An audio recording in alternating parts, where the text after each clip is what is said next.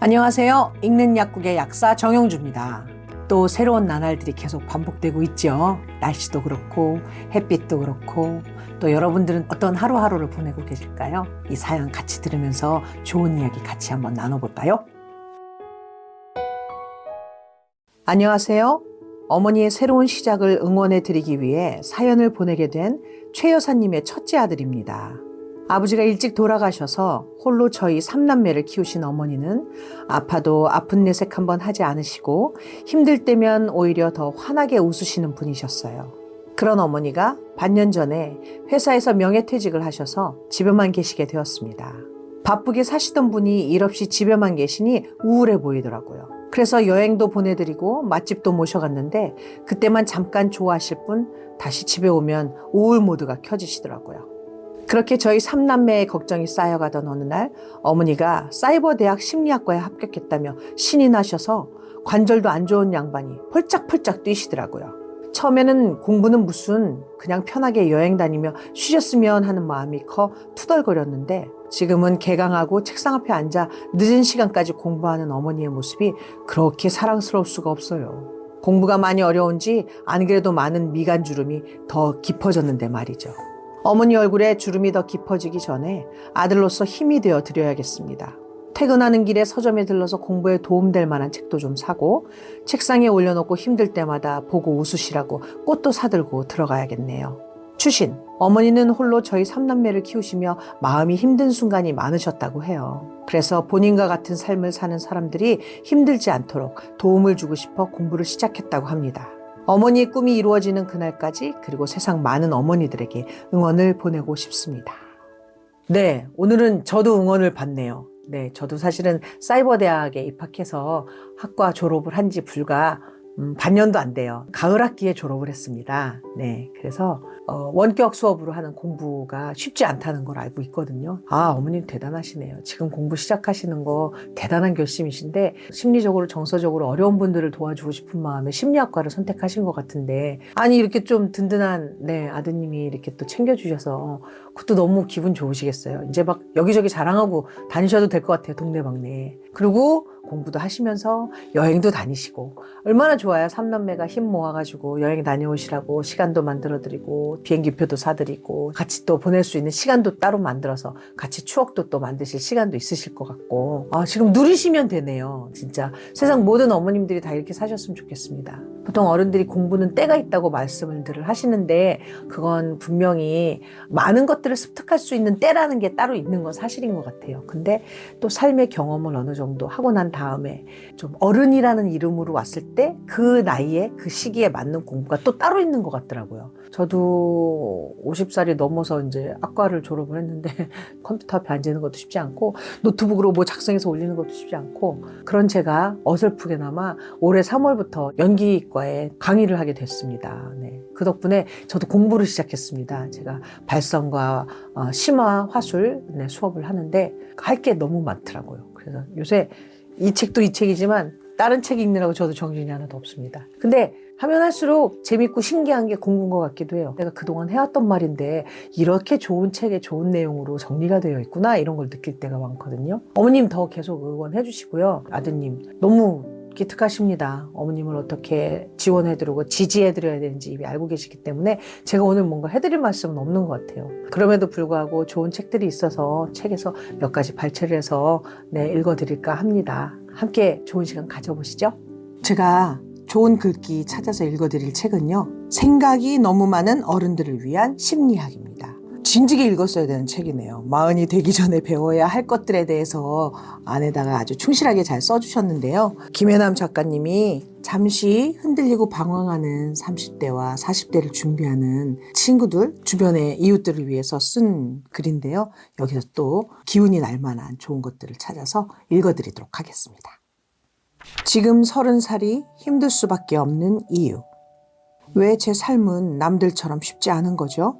도대체 뭐가 문제일까요? 30이란 나이는 심리학에서 특별한 이름이 없는 무명의 나이이다.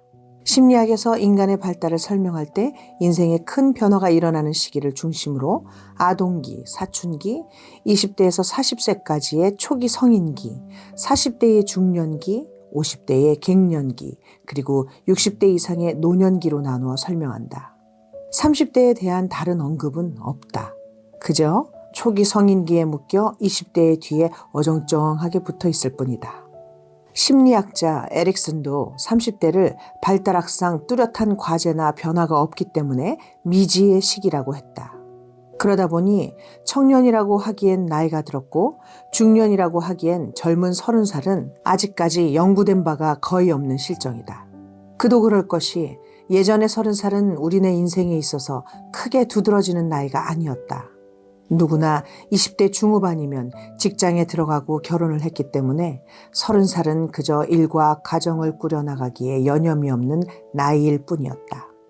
한 직장에서 열심히 일하면 어느 정도 승진이 보장되었고 지금처럼 40대 중후반에 은퇴하라는 압박을 받지도 않았다.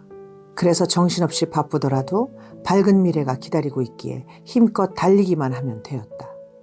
하지만 지금의 30살은 고달프고 우울하다. 부모의 경제력이 뒷받침되지 않으면 대학을 졸업하자마자 학자금 대출이라는 빚더미에 올라앉는다. 게다가 4년 내내 취업 준비에 올인해도 심각한 취업난과 고용 불안으로 변변한 일자리를 찾기가 쉽지 않다. 취업 준비생으로 수십 수백 군데 떨어진 끝에 겨우 들어간 직장에서는 뭘 해도 실수투성이라 선배들의 따가운 눈초리를 받아야만 한다. 즉 지금의 30살들은 취업 준비로 젊음을 다 소진해버리고 아무런 준비 없이 숨가쁘게 차가운 현실로 내동댕이 쳐진다. 2023년 한국청소년정책연구원의 발표에 따르면 30세가 되었어도 자신을 항상 성인이라고 느끼는 비율은 16%에 지나지 않는다. 40%가 자주 느낀다고 응답했고 39%는 가끔 느낀다고 말했다. 그러면서 20년 전인 2003년과 비교해 볼 때 내가 어른이다 라고 느끼는 자각이 5년 정도 늦어지고 있다고 분석했다. 즉 예전에는 25세가 되면 대부분 자신이 어른이라고 생각했는데 지금은 그렇지 않다는 얘기다. 그것은 대졸 신입사원 평균 연령이 31세로 올라가고 초혼 연령이 남자 33.72세, 여자 31.26세로 높아진 것과 관련이 깊다. 스스로 경제적 독립을 책임지고 결혼을 해서 가정을 꾸리는 것을 보통 어른의 삶이라고 봤을 때 그 시기가 늦어지면서 자신을 어른이라고 자각하는 나이 또한 늦어지고 있는 셈이다. 2003년 29세 여자는 당연히 결혼한 나이였고 최소 한 명의 아이를 낳거나 낳을 준비를 하는 나이였다. 그런데 지금은 그 나이에 취업을 하는 것조차 쉽지 않다. 그리고 취업 후 경제적 독립을 하는데 최소 3, 4년이 걸린다고 보면 결혼을 하는 시기는 더 늦어질 수밖에 없다. 그런데도 우리는 초보 어른들에게 예전 나이를 들이밀며 지금도 늦었다고 빨리 결혼하고 아이를 낳으라고 닥달한다. 이제 걸음마를 뗀 아이에게 빨리 걸으라고 독촉하는 꼴이다. 심지어 결혼을 안 한 사람은 어른 취급을 안 해주며 인생을 모른다고 말한다. 결혼을 안 하고 아이를 낳지 않으면 평생 어른이 될 수 없는 것일까? 그럼 결혼 후 더 외롭다고 말하고 아이를 낳고 나를 잃어버린 것 같다며 괴로워하는 사람들은 도대체 어떻게 설명할 수 있을까? 외롭고 괴로운 것이 어른의 삶인 것일까? 인생의 한 전환기로서 미래의 방향을 결정짓는 중요한 선택의 시기로서 홀로 서야 하는 독립의 시기로서 꿈에서 현실로 내려오는 좌절의 시기로서 30살의 삶은 고되기만 하다. 물론 부모의 보호와 간섭으로부터 벗어나 삶의 주인이 되는 독립은 우리가 간절히 원하던 것이다. 그러나 독립은 자유와 희망 못지않은 크기의 슬픔과 두려움을 내포하고 있다. 왜냐하면 부모로부터의 독립은 부모와의 이별을 뜻하며 부모 밑에서 안전하게 보호받고 지내던 어린 시절과도 이별함을 뜻하기 때문이다. 독립은 또한 책임이라는 무거운 짐을 등에 지는 것을 의미한다. 어릴 때는 무언가 잘못해도 어리다는 이유로 책임지지 않아도 되었고 많은 것을 용서할 수 있었다. 그리고 20대의 객기와 실수는 오히려 청춘의 젊음의 증거로 받아들여진다. 그러나 30살이 넘으면 어떤 선택을 하든 내가 온전히 책임져야만 한다. 그것은 곧 투정을 받아주거나 잘못을 돌이켜줄 사람이 없음을 의미한다. 즉 권리보다 의무가 커지는 시기로 들어서는 것이다. 30. 삶의 무게는 그렇게 다가온다. 그래서 30살은 자신에게 조언과 도움을 줄 멘토를 절실히 필요로 한다. 그러나 그 방면에서 그들은 고아나 다름없다. 부모와 스승의 권위가 바닥에 떨어진 지 이미 오래고 노인들은 사회의 퇴물인 양 취급받는다. 이는 곧 가야 할 길을 비춰주고 잘못된 길로 들어섰을 때 꾸짖어주는 믿고 의지할 만한 어른들이 사라져버렸음을 뜻한다.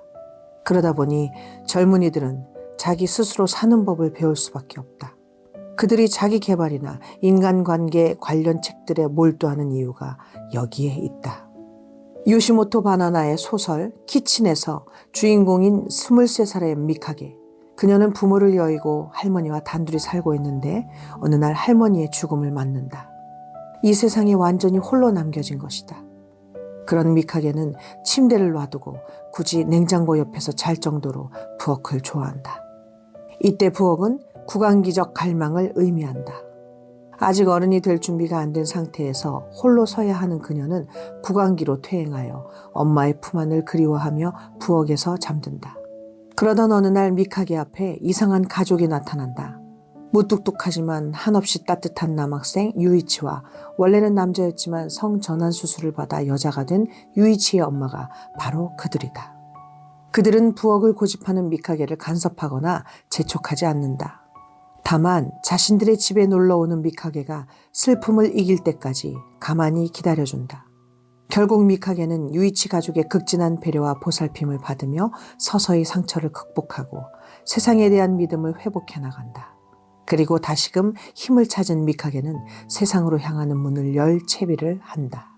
어른이 되는 과정의 불안을 극복하기 위해서는 유이치의 집처럼 낯선 세계에 대한 두려움을 달래고 자신을 추스를 수 있는 중간 세계가 필요하다. 이 중간 세계를 정신분석에서는 이행기라고 부른다. 미운 3살이라는 말을 들어본 적이 있을 것이다. 이때 아이들은 부모와 하나로 연결되어 있는 심리적 탯줄을 자르고 자신과 부모가 서로 독립된 존재임을 인식한다. 그러면서 부모와 분리되는 불안을 해소하기 위해 부모를 대신하는 물건에 집착한다. 3살 아이들이 곰인형이나 담요, 베개 등을 꼭 끌어안고 놓지 않으려 하는 것도 바로 그 때문이다. 그런 의미에서 보자면 예전의 20대는 앞으로 실질적인 어른이 되기 위해 여러 가지 연습을 하는 시기였다. 사람들과 사귀고 친해지는 법을 배우고 평생을 같이 할 배우자를 찾아 불같은 사랑의 몸을 던지기도 하고 무엇보다 자신에게 맞는 직업을 찾아 여러 시도를 하면서 갖가지 시행착오를 겪는다. 그런데 요즘은 이러한 20대의 과도기적 성격이 사라진 지 오래다. 취업의 문이 좁아진 요즘 대학 시절은 젊음의 발산과 실험이라는 본래의 의미를 잃어버리고 중고등학교 시절의 연장기가 되어버렸다. 행동하며 배워야 할 시기에 도서관에 앉아 취업에 필요한 각종 스펙 쌓기에 몰두해야 하는 것이다. 그 결과 젊은이들은 준비 기간 없이 30살을 맞게 된다. 이것저것 시도해보며 실질적인 어른이 되는 연습을 해야 할 20대 중후반을 심각한 취업난 때문에 책상 앞에서 보낸 이들이 30이 되어 갑작스레 어른들의 사회로 내던져지는 것이다. 그것은 곧 두려움과 불안을 가라앉힐 수 있도록 다양한 경험을 하고 판타지를 가질 수 있는 중간 세계가 사라졌음을 뜻한다. 이행 연습 없이 미래의 땅에 대한 사전조사 없이 떠밀려 들어간 어른의 삶은 낯설고 불안할 수밖에 없다. 그래서 멘토가 사라진 시대, 이행기마저 없는 30살은 뒤늦게 방황하게 되며 그 방황은 쉽게 끝나지 않는다. 청춘은 눈부시다는 말에 그들이 결코 동의하지 못하는 이유이다. 어른이라는 이름의 무게. 고백하건대 10대 시절 나는 나이를 먹는 것이 너무 싫었다. 20살이 된다는 것은 마치 인생이 끝난 것처럼 생각만 해도 소름이 끼치는 일이었다. 하지만 20살이 그토록 두려웠던 나는 지금 60도 한참 지난 나이가 되었다. 어렸을 때는 나이 든다는 것이 인생의 무덤처럼 느껴졌지만 지금은 오히려 나이 들매의 감각이 훨씬 더 편하고 좋다. 다시 젊은 시절로 돌아갈 수 있다 해도 돌아가고 싶지 않다. 그 시절 바늘끝처럼 예민했던 감각과 방황, 그리고 혼란을 2번 다시는 겪고 싶지 않기 때문이다. 조금은 무뎌서 둔해지고 느려진 감각이 나를 더 여유 있게 만드는 지금이 좋다. 하지만 종종 어른이라는 말이 나를 곤란하게 만들 때가 있다. 아들이 초등학생일 때의 일이다. 어느 날 쪼르르 달려와서 뭘 물었다. 그런데 내가 글쎄 나도 모르겠는걸 하고 대답하니까 아이는 엄마는 어른이면서 그것도 몰라? 하며 휙 돌아서 가버렸다. 모를 수도 있지. 어떻게 그 모든 걸 아니? 괜히 씩씩거리며 소리쳤지만 한편으로는 머쓱했다. 어른이라면 다 알아야 한다는 생각이 내 마음속에도 있었던 것이다. 그러고 보면 세상은 웬만큼 나이 들기 시작하면 우리에게 먹은 밥값을 하듯 나이값을 하라고 독촉한다.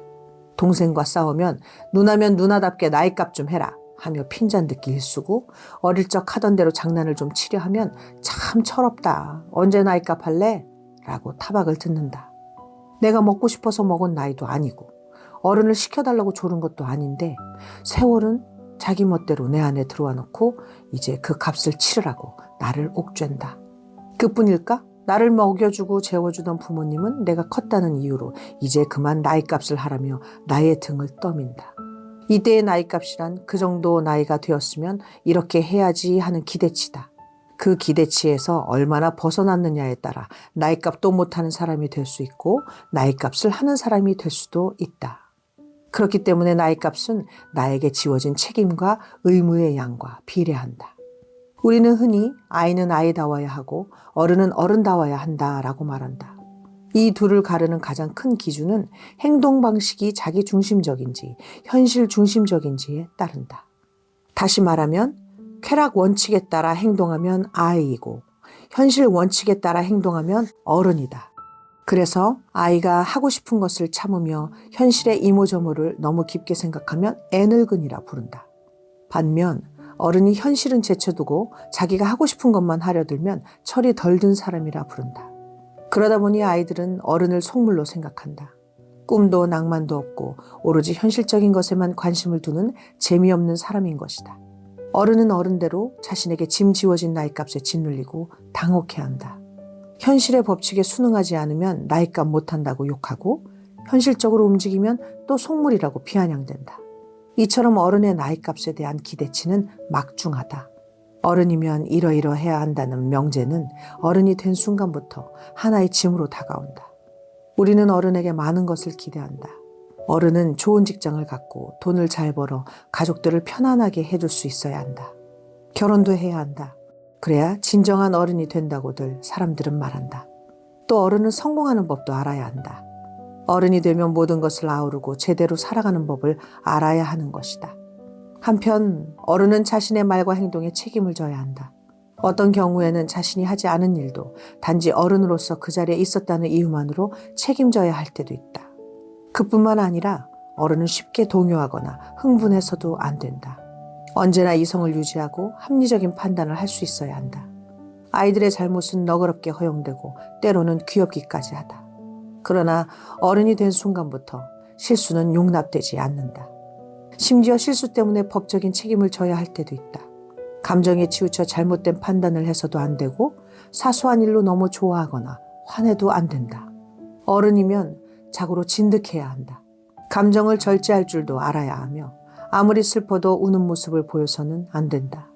모든 일에 있어 어른은 이래서도 안 되고 저래서도 안 되는 것이다. 이처럼 어른이 된 순간부터 우리에게는 많은 규제가 뒤따른다. 어릴 때 어른은 키도 크고 힘도 세고 뭐든지 하고 싶은 대로 할 수 있는 사람처럼 보였다. 그래서 빨리 어른이 되고 싶었다. 그런데 막상 어른이 되고 보니 그게 아니다. 세상은 하고 싶은 대로 하라고 말하면서도 모든 것에 조건을 단다. 멋있게 남보란 듯이 살고 싶니? 그러면 열심히 돈 벌어야지. 이런 투다. 그렇기 때문에 사람들은 그토록 바라던 어른이 된 뒤에 다시 어린 시절을 그리워하고 그 시절로 되돌아가고 싶어 하는 것이다. 우리는 무엇 때문에 어른에게 이토록 많은 것을 기대하고 짐을 지우는 것일까? 사실 아무리 어른이어도 모든 것을 알고 책임질 수 있으며 실수하지 않고 감정에 흔들리지 않으며 매사에 합리적인 사람은 없다. 아무리 어른이어도 빈틈이 있고 실수도 한다. 더구나 인간이기에 나이 들어도 감정의 영향을 받을 수밖에 없다. 어른도 운다. 어른도 겁이 나고 무서울 때가 있다. 어른도 아이 같은 면을 갖고 있다. 그런데도 우리는 어린 시절 우리가 원했던 이상적인 부모의 모습을 어른이란 이름에 덮어씌운다. 어떤 상황에서도 흔들리지 않고 든든하게 우리를 지켜줄 수 있는 완벽한 부모의 모습을 어른에게 기대하는 것이다. 하지만 세상에 완벽한 사람은 없다. 그래서 우리는 어른이면 어른답게 행동하라는 말 앞에서 멈칫거리게 된다. 차곡차곡 나이를 먹었을 뿐 스스로 어른이라고 생각하지 않으며 아직도 자신은 어리다고 생각하기 때문이다. 그러면서도 한편으론 한심한 어른은 되고 싶지 않다는 생각을 한다. 그래서 결과적으로는 어른이라는 이름의 무게에 짓눌려 이도 저도 못하게 된다. 여기 멋진 신세계가 있다. 공유, 균등, 안정이라는 표어를 내세우는 이곳에서 아이들은 체격과 지능, 성격 등의 특성은 물론이고 직업과 취미, 적성도 인공적으로 이미 정해진 채로 태어난다. 예를 들어 열대지방에서 일하게 될 태아에게는 일찌감치 수면병과 발진 티푸스에 대한 면역력을 키워준다. 그리고 로켓 조종사가 될 태아에게는 회전력을 키워줌으로써 거꾸로 매달려 있는 것도 행복하게 느끼도록 만든다. 이처럼 철저한 인공 조작을 거쳐 대량 생산된 아이들은 성인이 된 뒤 이미 날 때부터 정해져 있는 일을 하기만 하면 물질은 필요에 따라 충분히 공급받는다. 또 최첨단 과학 설비들의 도움으로 편리한 생활을 누리며 성생활도 자유롭게 한다. 따라서 육체적 고통이나 물리적 근심, 걱정, 불만이 있을 수 없다. 그럼에도 고민이나 불안이 생기면 행복한 감정을 일으키는 소마라는 알약을 먹으면 된다. 소마는 잠시 현실을 잊을 수 있고 현실로 돌아올 때도 부작용이 없는 특효약이다. 이것은 올더스 헉슬리가 쓴 소설 멋진 신세계의 모습이다.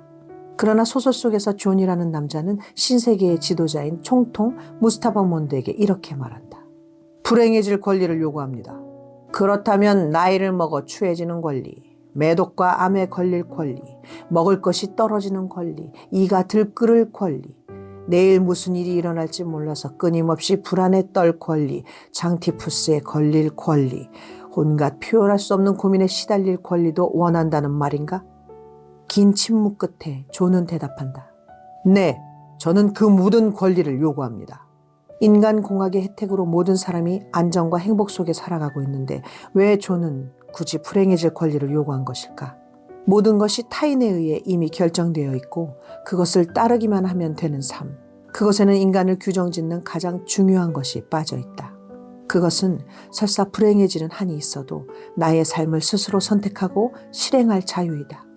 존은 결국 결정지어진 미래가 아닌 자신이 마음껏 선택하고 그것에 따라 스스로 개척해 나갈 수 있는 미래를 바랐던 것이다.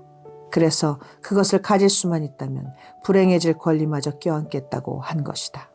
자신의 미래를 선택할 수 있는 자유는 그만큼이나 인간에게 소중하다. 그 소중한 자유를 갖기 위해서 어른이 해야 할 일이 딱 하나 있다. 자기 인생의 짐을 스스로 들고 가는 것이다. 아직 힘이 없던 어린 시절에는 부모와 사회가 그 짐을 들어준다. 하지만 어른이 되면 그 짐을 내가 들어야 한다. 그 짐은 무겁고 힘들지만 좋은 점도 참 많다. 부모가 내 짐을 들어줄 때는 좋든 싫든 부모가 이끄는 방향으로 가야만 했다. 그러나 그 짐을 직접 드는 순간 나는 가고 싶은 길을 선택할 수 있는 자유를 얻는다. 나무 그늘에서 잠시 쉬었다 가거나 시냇물에 발을 담글 수도 있다. 오솔길로 가도 되고 큰 길로 가도 된다. 가다가 낮잠을 잘 수도 있고 마음에 드는 조약들을 줄 수도 있다. 물론 그러다 짐을 잃어버릴 수도 있지만 내 선택에 의한 것이기에 기꺼이 책임질 수 있다. 돌이켜보면 내 인생의 짐을 짊어지고 가는 것이 쉽지만은 않았다. 때론 깊은 물구덩이에 빠져 허우적댈 때도 있었고 때론 짐이 너무 무거워 온몸이 아플 때도 있었다. 누군가 내 짐을 대신 들어줬으면 하는 생각을 할 때도 있었다. 하지만 어떻게든 내 짐을 스스로 짊어지고 온 덕분에 인생을 내 맘대로 끌고 갈 수 있었고 소중한 사람들을 만날 수 있었다. 그러니 당신도 괜히 언제쯤 철들래? 나이값 좀 해. 어른답지 못하다. 는 말에 짓눌려 하고 싶은 일들을 뒤로 미루지 않았으면 좋겠고 하고 싶지 않은 일들을 억지로 하지 않았으면 좋겠다. 무엇보다 남들과 비슷한 길을 가야 뒤처지지 않는다는 강박에서 자유로워졌으면 좋겠다. 35에는 40에는 꼭 이렇게 되어야지 하는 결심을 하는 것도 어쩌면 남들이 바라는 당신의 모습이지 진짜 당신이 원하는 모습이 아닐 수도 있다. 생각할 게 많고 고려해야 할 게 너무나 많은 어른의 삶. 그러나 세상에는 무수한 종류의 어른이 있고 그들은 각자 자기 방식을 유지하며 서로 어울려 살아간다. 그러니 당신은 당신의 짐을 기꺼이 짊어지고 당신의 인생을 살아가면 될 일이다. 멋진 신세계의 존처럼 불행마저 껴안을 준비가 되어 있다면 더 이상 당신이 두려워할 것은 없다.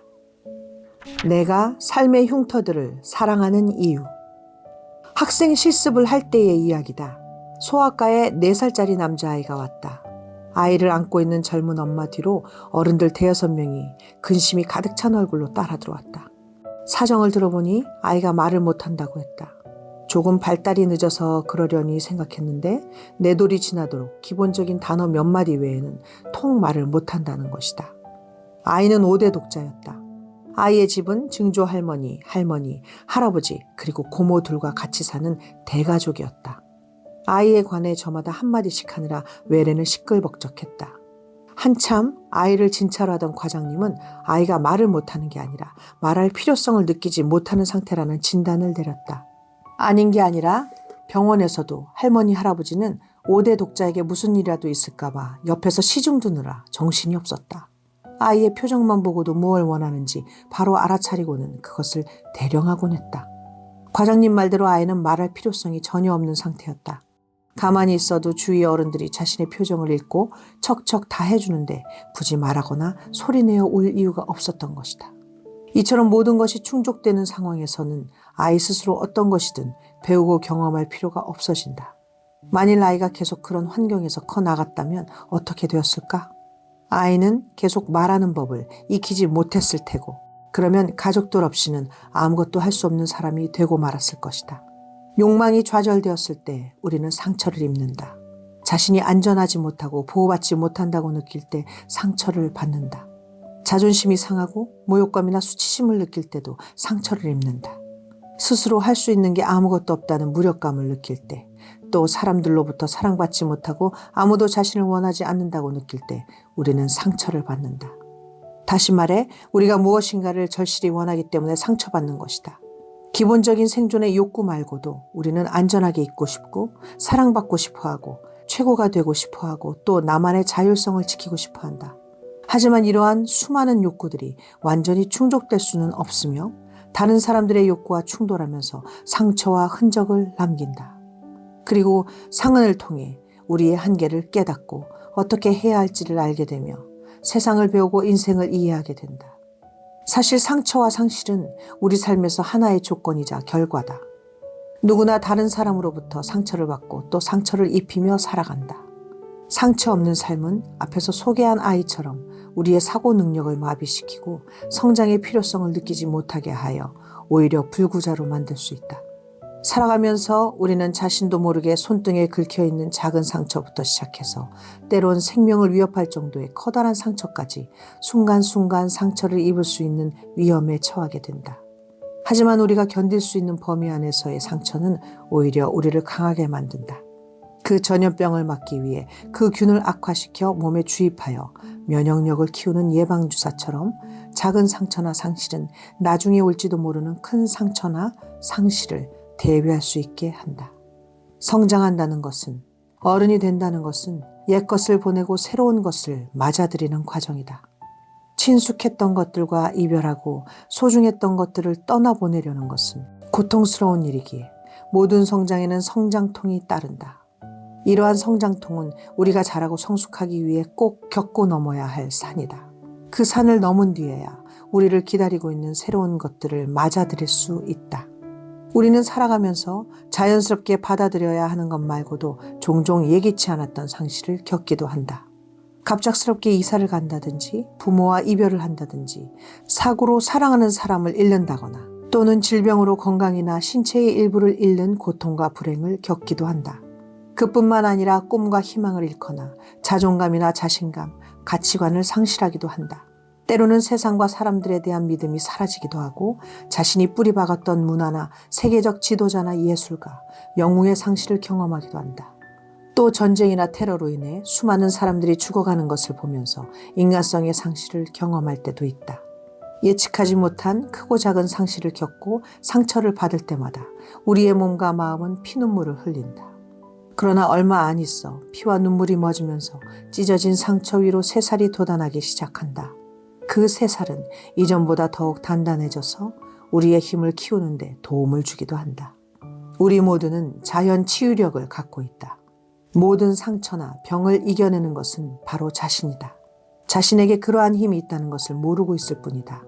사실 모든 의학적인 치료는 상처가 덧나지 않도록 보호하며 우리가 가진 자연 치유력이 잘 활동할 수 있도록 돕는 것에 불과하다. 우리는 상처를 극복하는 과정에서 숨겨진 자신의 힘을 발견한다. 그리고 상처를 이겨내고 새살이 돋으면 시련을 이겨낸 자신에 대한 기쁨과 자부심이 생긴다. 자신이 얼마나 가치 있고 소중한 존재인지를 깨닫게 되는 것이다. 그러나 모든 상처에는 흉터가 남는다. 그 흉터는 우리가 어떻게 받아들이냐에 따라 삶의 훈장이 될 수도 있고 숨기고 싶은 창피한 흔적이 될 수도 있다. 내 딸아이는 어릴 때 심장 수술을 받았다. 지금도 아이의 가슴에는 그때의 수술 자국이 길게 나 있다. 딸아이는 그 흉터 때문에 고민이 많았는데 어느 날 나는 상처 때문에 우울해하는 아이를 품에 꼭 안으며 말해주었다. 그 흉터는 바로 네가 큰 병을 이겨냈다는 징표란다. 어린 나이에 그 큰 수술을 견뎌내는 건 아무나 할 수 없는 일이었어. 그래서 난 네 흉터가 오히려 자랑스럽다. 그러나 때로는 우리의 자연 치유력이 힘을 발휘할 수 없는 크나큰 상처를 입을 수도 있다.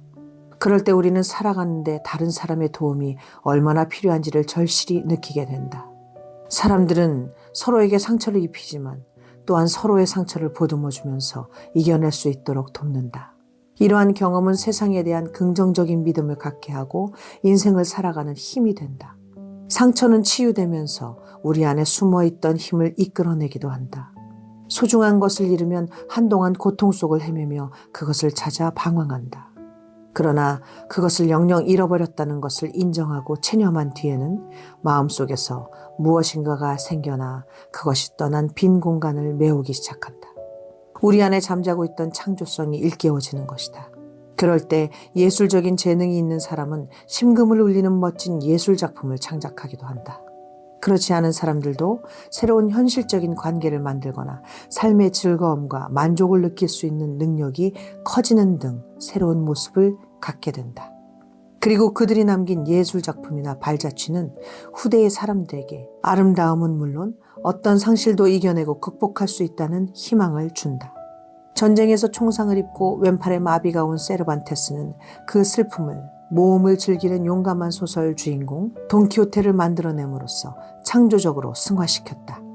또 화가 모네는 그의 대표작인 수련 연작을 그릴 때 퇴행성 백내장으로 수술을 받고 겨우 빛만 희미하게 볼 수 있을 정도로 시력을 잃은 시기였다. 이들뿐만 아니라 신체적인 결함이나 신체적 기능의 상실을 창조적 예술로 승화시킨 예술가나 천재는 무수히 많다. 물론 상처를 통해서만 창조성이 나타난다고는 말할 수 없다. 그러나 상실과 상처를 입고 무너져 버리는 것도 자신이고 그것을 통해서 배우고 성장하는 것도 자신이라는 사실을 잊지 말아야 한다. 돌이킬 수 없는 상처를 입었다고 주저앉아 한탄만 한다면 우리는 소중한 현재와 미래를 잃게 된다. 그러므로 우리가 해야 할 일은 상처가 우리에게 말하고자 하는 것에 가만히 귀 기울이는 것이다. 그러면 많은 소리를 들을 수 있다.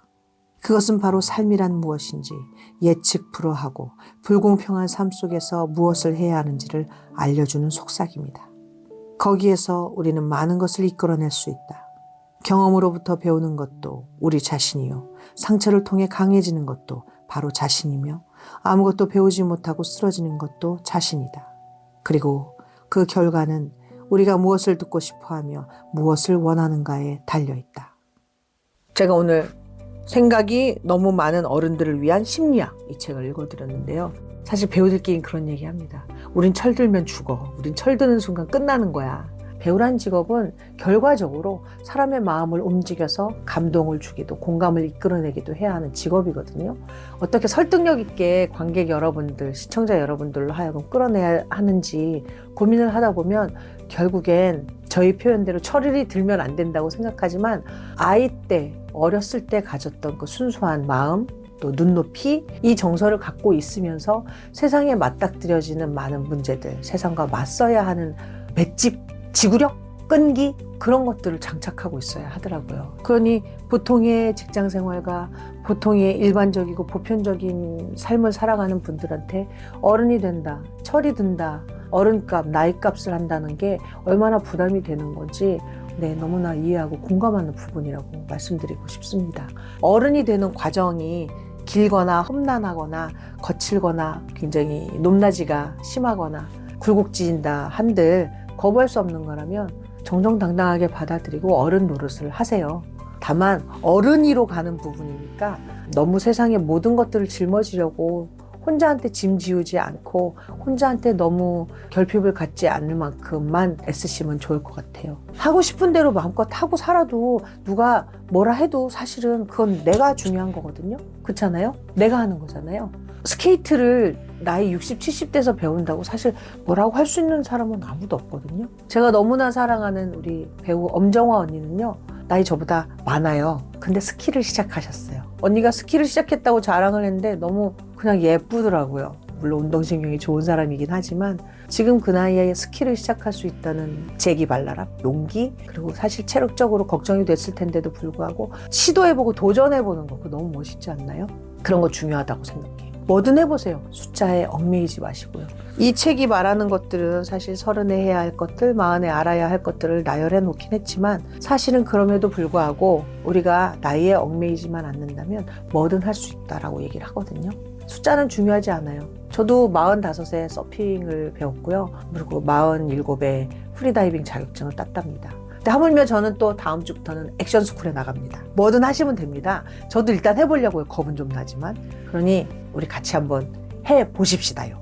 해보지 않고서야 좋은지 나쁜지 나한테 어울리는지 안 어울리는지 그 누가 알겠습니까? 그러니까 여러분 해보는 이번 주를 한번 보내보십시다. 저도 이번 주에 몸 잘 만들고 다음 주부터 액션 스쿨 열심히 임하도록 하겠습니다. 식전 식후 상관없이 꼭 복용해 주세요. 지금 자막으로 나가는 메일 주소로 여러분들의 사연을 보내주세요. 그럼 읽는 약국 약사 정용주가 처방전을 드리도록 하겠습니다. 자, 그럼 읽는 약국 다음 시간에 뵐게요. 여러분 안녕.